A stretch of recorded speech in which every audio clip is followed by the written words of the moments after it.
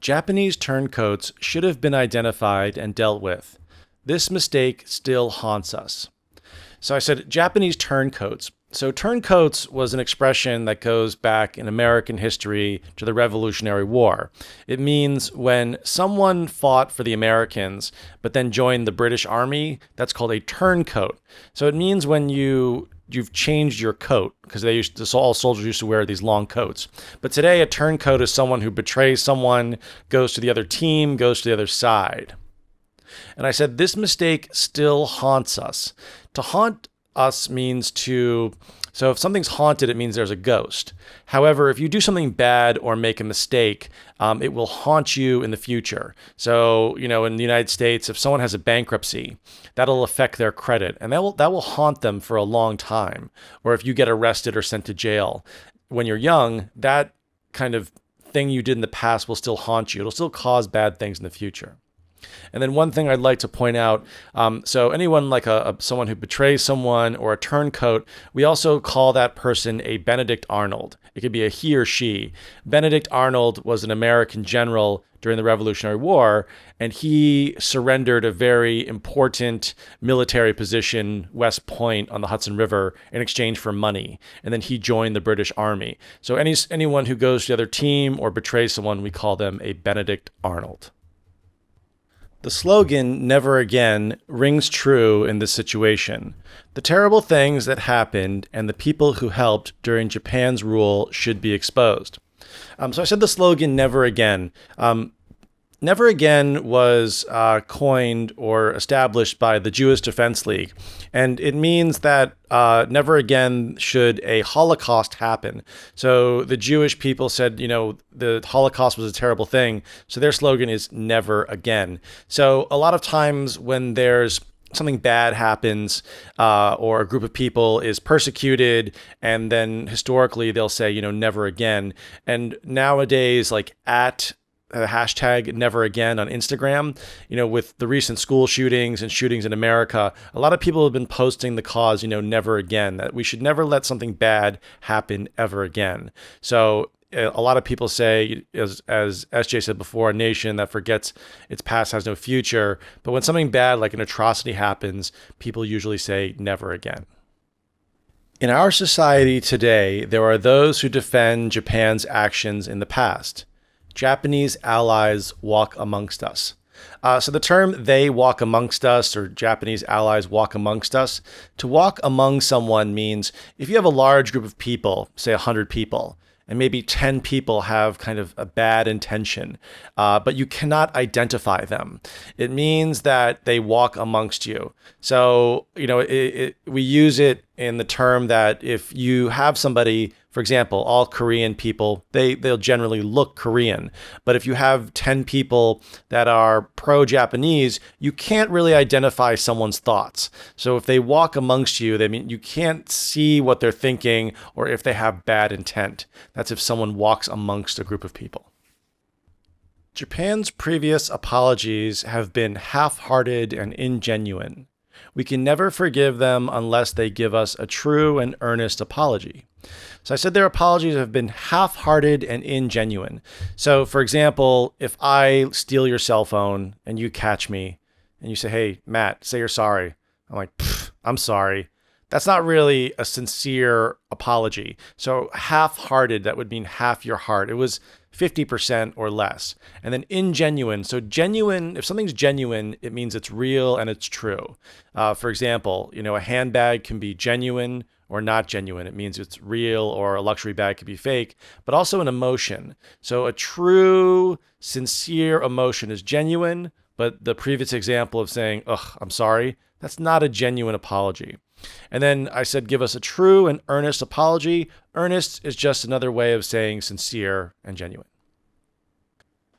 There is a gray area when it comes to being pro or anti-Japanese. Understanding the conditions and the thoughts of Koreans in the past are up for debate.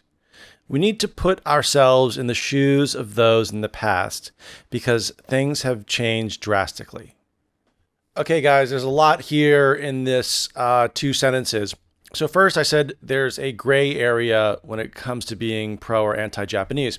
So before, SJ said it's not black and white. So if it's not, the rules aren't very clear. If it's not A or B, there's something in the middle. So a lot of times we talk about the gray market, but it means that, the situation's not very clear. For example, now that we have the white list and black list between Korea and Japan, and then people can't trade with each other, well, let's just say, for example, someone from France would like to buy a Korean product and then sell it in Japan. That's a gray area because you're taking a third party. There's no direct connection between the two, so it's kind of a gray area or gray market. So it means in between. And then since I've been in Korea, a lot of people are confused about pro or anti.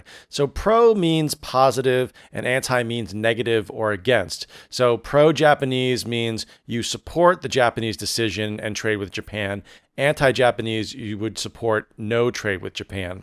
It's usually when you talk about kind of a cause, a political movement, or a thought. So for example, pro-abortion, anti-abortion, pro-capital punishment, anti-capital punishment.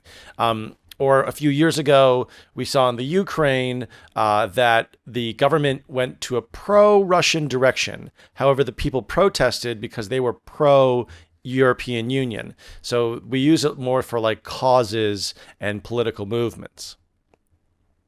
And then I also said that the thoughts of Koreans in the past are up for debate. So we're not really sure how Koreans or what Koreans were thinking 100 years ago. So if it's up for debate means, if we're not 100% sure, one side can give an opinion and then the other side can give another opinion. But if something's up for debate, it's not concrete. It's not for sure. It's not 100%. And then I said, we need to put ourselves in the shoes of those in the past. So I've said this on another podcast, but if you have to put yourself in someone else's shoes, means you have to step out of your mind, go into their mindset, put yourself in their situation, and think like they think, or think like someone else does. That's putting yourself in the shoes of someone else. There is a populist movement to single out those who are pro-Japanese. This is a political ploy to gain support from the masses. So this is a populist movement. A populist movement is kind of the popular opinion for most of the population. So it's also another way of saying the masses. So, in the last couple of elections around the world, there has been more of people got elected based on emotion, not necessarily fact. People felt that the majority of people felt that something wasn't right, so they wanted to change it, even though if the candidate wasn't right for the job. So when there's a large feeling from the majority of people, that's a populist movement. And then I said to single out those who are pro-Japanese. To single someone out means if you're looking in a group of people, you want to find certain individuals that you want to pick out. So that's also saying singled out. And I said, this is a political ploy.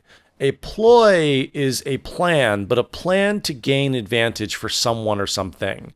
So if you want to get support for your party, you might say that, the Japanese are bad and everything's their fault, and you should vote for me. That's a political ploy. So they're trying to get an advantage by doing this. And finally, I said, gain support from the masses. The masses are the common people, or the common feeling at the time, the majority feeling that you have similar to populace or populism. Thank you for downloading, guys, and don't forget to check out the Konglish book. It is now on all the online websites, Kyobo, Reedy, Yes24, etc. Also, if you want to reach out to me directly on Instagram, it is MATTSSAM. I have my own company now called Pangea Consulting, and we're registered with the Korean government, and we provide on-site English services to companies here in Korea. We do one-on-one group work, mostly business English, presentation, negotiation, training, email writing, everything. So if you want to reach out to us for our services, please just hit me up at MATTSSAM on Instagram. Thanks for downloading.